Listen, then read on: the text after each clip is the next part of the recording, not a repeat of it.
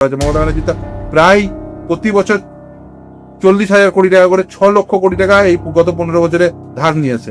তাহলে তার তো সুদ লাগবে। কোথাও না কোথাও বিষয়টিতে সঠিকভাবে আলোকপাত করা হচ্ছে। যে হিসাবটা প্রথম কথা যারা পেয়েছেন তারা কম পেয়েছেন, আর বৃহৎ অংশ এখনো পর্যন্ত পাননি। 42,000 কোটি টাকার জায়গায় 7,000 কোটি টাকা। আপনি যদি 42,000 কোটি টাকার হিসাবটাই ধরে নেন, তাহলে কোথায় 42,000 কোটি টাকা, কোথায় 7,000 কোটি টাকা? কারণ এই কথাটা বলেই তো অন্তর্বর্তীকালীন নির্দেশ নিয়ে এসেছি। জাজমেন্ট মোতাবেক হয়নি বলে আমরা মনে করছি। তাই হিন্দু মালবিকা কমিটির সামনে আমরা আমাদের সাবমিশন রাখবো। নিশ্চিতভাবেই সরকারও তাদের সাবমিশন রাখবে। তারপরে যদি আমরা আমাদের যে প্রাপ্য সেটা পেয়ে যাই, অতি উত্তম। না পেলে 8 সপ্তাহ পরে মামলাটি আবার শুনানির জন্য আসবে। হেরেছে মমতা ব্যানার্জি, হেরেছে বলতে বলতে আমি ক্লান্ত হয়ে যাবো। মমতা ব্যানার্জি হাঁটতে ক্লান্ত হয়, এতবার হেরেছে, কিন্তু তারপরেও করেছেন। কারণ অনেকটা পরিমাণ টাকা লাগবে, এটা ভেবে করেছেন। কর্মচারীদের ডিপ্রাইভ করেছেন। কর্মচারীদের ডিপ্রাইভ না করলে আজকে নিজে ডিপ্রাইভ হতেন। কর্মচারীদের ডিপ্রাইভ করেছেন, তরুণীদের ডিপ্রাইভ করেছেন, যে মানুষকে ডিপ্রাইভ করেছেন, আজকে সেই জন্য তিনি ডিপ্রাইভ। সরকার যে হিসাব করেছে সেই হিসাব অনুযায়ী সরকার এখনো পর্যন্ত যা টাকা দিয়েছে সেটা 7,000 কোটি টাকা, যা বারবার সরকার জানাচ্ছে।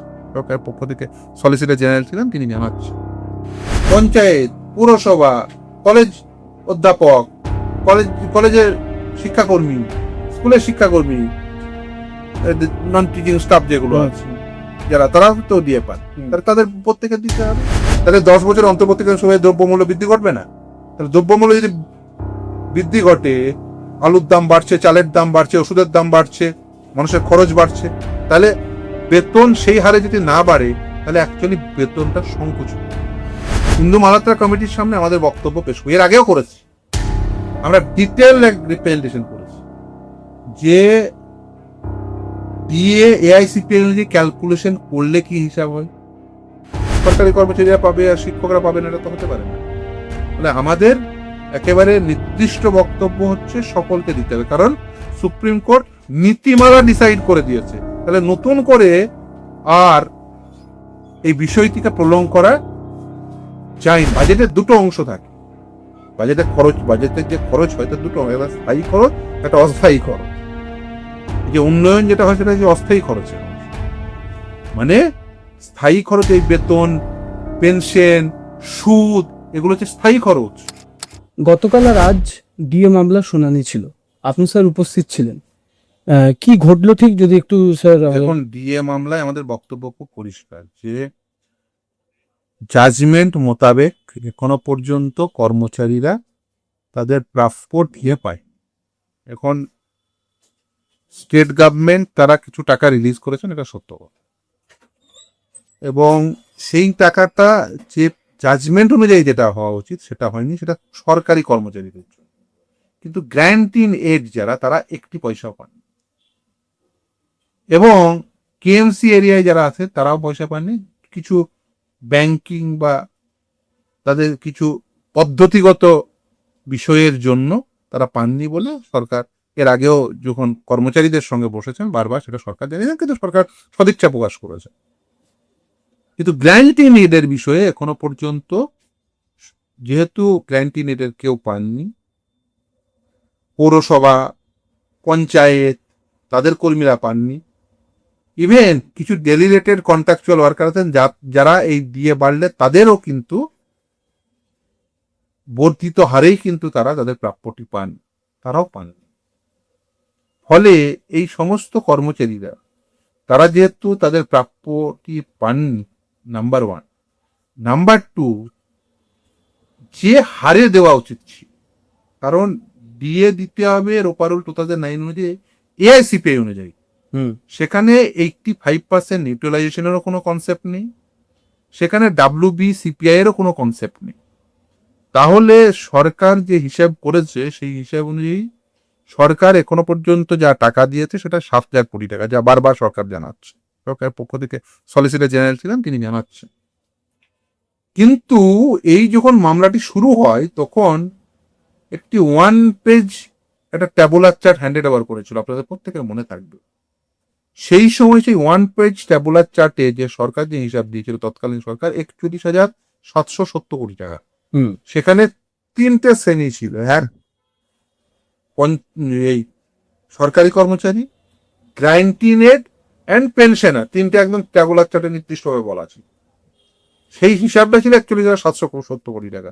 তাহলে 41,770 কোটি টাকা তো 7,000 কোটি টাকা হতে পারে না। ফলে গ্র্যান্টিনিড যেহেতু পাননি, যেহেতু এখনো পর্যন্ত সরকারি কর্মচারীদের একটা অংশ তারা পাননি, এবং যারা পেনশনার বা যারা কর্মচারী, যারা ইন সার্ভিস, তারা তাদের যে প্রাপ্য সেই অনুযায়ী পাননি, তাই এই বিষয়টি উত্থাপিত হওয়ার পরে আমরাই সেটা প্রেয়ার করি এবং মহামান্য বিচারপতি দ্বয় সেটা গ্রহণ করেন এবং সেটা নির্দেশ দেন আমাদের যে আমরা যারা মামলাকারী, মূল মামলাকারী কনফেডারেশন অফ স্টেট গভর্নমেন্ট এমপ্লয়িজের পক্ষ থেকে নামের লিস্ট জমা দিই। আমি এবং আমার এক সহযোগী আইনজীবী যাবেন, গোপা যাবে, এবং সংগঠনের পক্ষ থেকে মলয় যাবার শ্যামুল্লা যাবেন, এবং অন্যান্য সংগঠন যারা এই ডিএ মামলায় আছেন তাদেরও আইনজীবী এবং তাদের রেসপেক্টিভ যারা ইউনিয়ন লিডার আছেন, যে কোনো একজন যাবেন। আমরা কমিটির সামনে, হিন্দু মালাত্রা কমিটির সামনে আমাদের বক্তব্য পেশ করি। এর আগেও করেছি, আমরা ডিটেল রিপ্রেজেন্টেশন করেছি যে ডিএ এআইসিপিএল ক্যালকুলেশন করলে কি হিসাব হয়, এবং প্রতিটি শ্রেণীর কর্মী কত টাকা করে পেতে পারে। গ্যারান্টিন এডকে কনসিডার করেই এর আগে হিসাব দেওয়া হয়েছিল, এখনো পর্যন্ত তারা পয়সা পায়। পঞ্চায়েত, পুরসভা, কলেজ অধ্যাপক, কলেজের শিক্ষাকর্মী, স্কুলের শিক্ষাকর্মী, নন টিচিং স্টাফ যেগুলো আছে যারা, তারা তো দিয়ে পান, তাদের প্রত্যেকে দিতে হবে।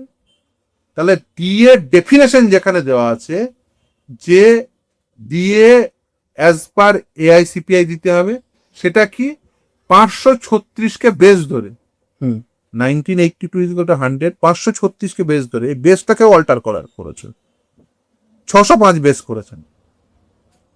ফলে এই যে বেসকে অল্টার করা, 85% ইউটিলাইজেশন, ডাব্লিউবিসিপিআই কনসেপ্ট, এগুলো কিন্তু কোনোটাই জাজমেন্ট মোতাবেক হয়নি বলে আমরা মনে করছি।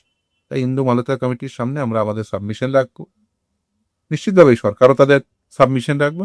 তারপরে যদি আমরা আমাদের যে প্রাপ্য সেটা পেয়ে যাই, অতি উত্তম, না পেলে 8 সপ্তাহ পরে মামলাটি আবার শুনানির জন্য আসবে।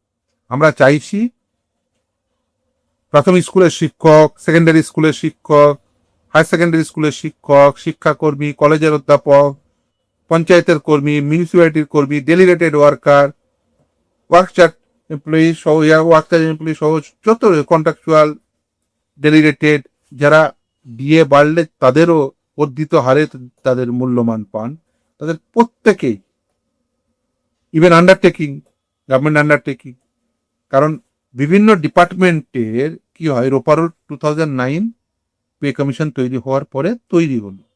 এবার স্কুল এডুকেশন ডিপার্টমেন্ট, তারা একই ডেফিনেশন ওখানেও তুলেছে, প্রিন্সিপাল তো ডিসাইড হয়ে গেছে সুপ্রিম কোর্টে, তাহলে তো ডিলে করার কোনো মানে হয় না, কারণ ডেফিনেশন একই।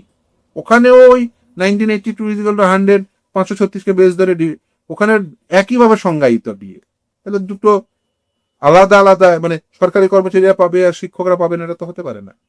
তাহলে আমাদের একেবারে নির্দিষ্ট বক্তব্য হচ্ছে সকলকে দিতে হবে, কারণ সুপ্রিম কোর্ট নীতিমালা ডিসাইড করে দিয়েছে। তাহলে নতুন করে আর এই বিষয়টিকে প্রলং করা যায় না, নীতিমালা যেহেতু ডিসাইড হয়ে গেছে, তাই সেই নীতিমালা অনুযায়ী প্রত্যেককে দিয়ে দেওয়া হোক।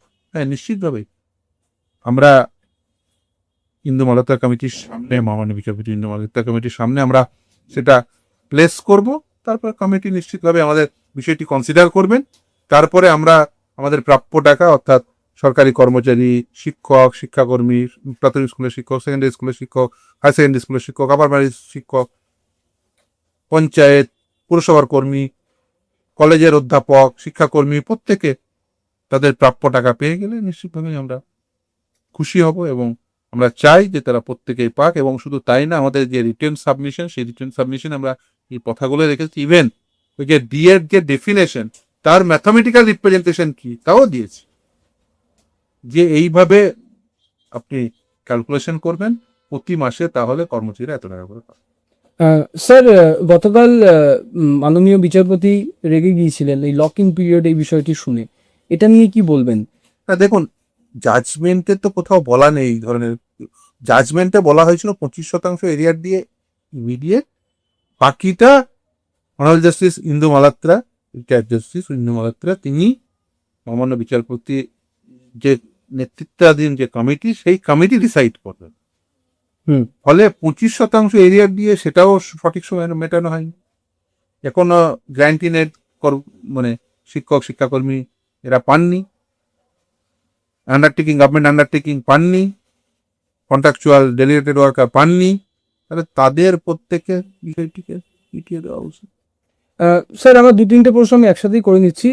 1 নম্বর প্রশ্ন হচ্ছে যে মমতা বন্দ্যোপাধ্যায় যখন আমাদের মুখ্যমন্ত্রী ছিলেন, টাকা দেয় শুভেন্দু অধিকারীর সময়ও কি সেইটাই কি পুনরাবৃত্তি করছে? কিছুটা দিয়েছেন, কিন্তু আরো অনেকটা বাকি আছে। 42,000 কোটি টাকার জায়গায় 7,000 কোটি টাকা। আপনি যদি 42,000 কোটি টাকার হিসাবটাই ধরে নেন, তাহলে কোথায় 42,000 কোটি টাকা, কোথায় 7,000 কোটি টাকা? কারণ এই কথাটা বলেই তো অন্তর্বর্তীকালীন নির্দেশ নিয়ে এসেছিলেন। আপনাদের মনে থাকবে যখন বিয়ে মামলাটা প্রথম শুরু হয়, তখন সেই সময় স্টেটের পক্ষ থেকে যিনি আইনজীবী ছিলেন, তিনি একটি 1 পেজ ট্যাপুলার চার্ট হ্যান্ডেড ওভার করেই তিনি কিন্তু অন্তর্বর্তীকালীন নির্দেশটা পেয়েছিলেন, যে মাইলট 42,000 কোটি টাকা আমাকে ইমিডিয়েট, আমাদের কোমর ভেঙে যাবে। আপনাদের মনে থাকবে, আপনারা প্রচুর হইচই করেছিলেন, এই কোমর ভেঙে যাবে বলছে সরকার। সেখানে বলছেন যে 65% দিয়ে দিয়েছেন। তাহলে 42,000 কোটি টাকা 65% কি করে 7,000 কোটি টাকা হবে? হ্যাঁ, এটাই মানে এটা তো হতে পারে না। ফলে এইটা কোথাও না কোথাও বিষয়টিতে সঠিকভাবে আলোকপাত করা হচ্ছে না। যে হিসাবটা প্রথম কথা যারা পেয়েছেন তারা কম পেয়েছেন, আর বৃহৎ অংশ এখনো পর্যন্ত পাননি। তাহলে যারা পাননি তাদেরকে দিতে হবে, যারা কম পেয়েছেন তাদের সঠিকভাবে দিতে হবে। এই দুটো বিষয়টি মধ্যে সাযুজ্যতা রেখে আপনাদের প্রত্যেককে, শিক্ষক শিক্ষাকর্মী, কলেজের অধ্যাপক, অস্থায়ী কর্মী থেকে শুরু করে এই পঞ্চায়েত পৌরসভা, যাদের যাদের উপরে ডিএ লাগু হয়। ডিএ কি? দেখুন, বেতনের যে কম্পোনেন্ট গুলো আছে না, সেই কম্পোনেন্টের বেশিরভাগ কম্পোনেন্টই হচ্ছে স্ট্যাটিক। একটা পে কমিশন থেকে আর একটা পে কমিশন অন্তর্বর্তীকালীন সময়কাল মোটামুটি ধরুন 10 বছর। 2000 অপারেল 2009, তারপরে 93। তাহলে 10 বছর অন্তর্বর্তীকালীন সময়ে দ্রব্যমূল্য বৃদ্ধি ঘটবে না?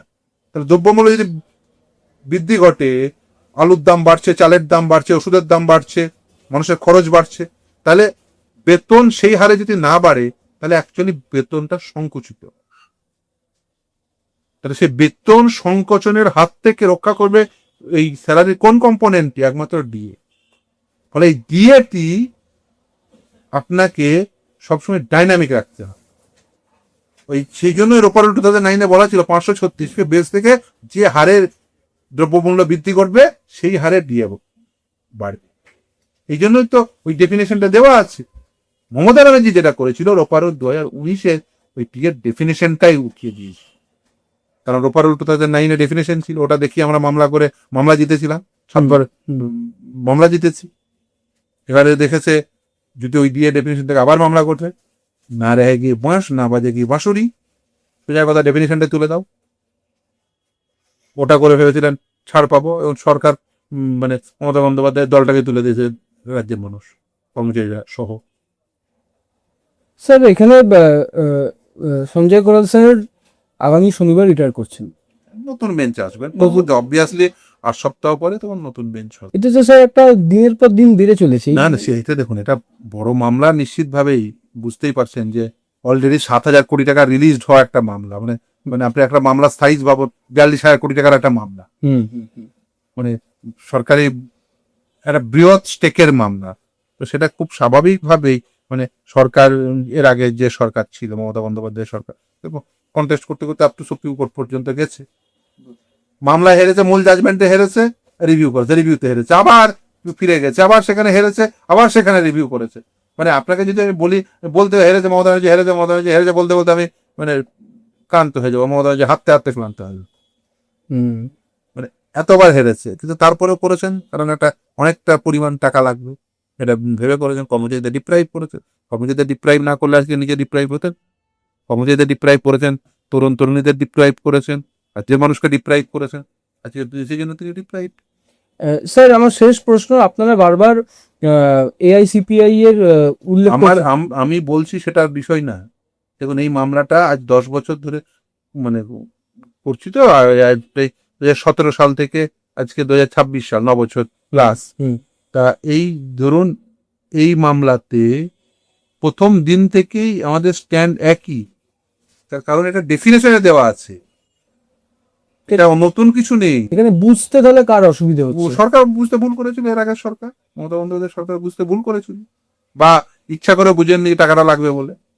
দুটোর মধ্যে একটা, আইদার বুঝতে পারেননি অথবা বুঝে করেননি এই কারণে যে টাকাটা লাগবে, আর টাকাটা দিলে অন্য মাস্টার খাতে হয়তো, যদিও এটার সঙ্গে কোনো সম্পর্ক থাকার কথা না।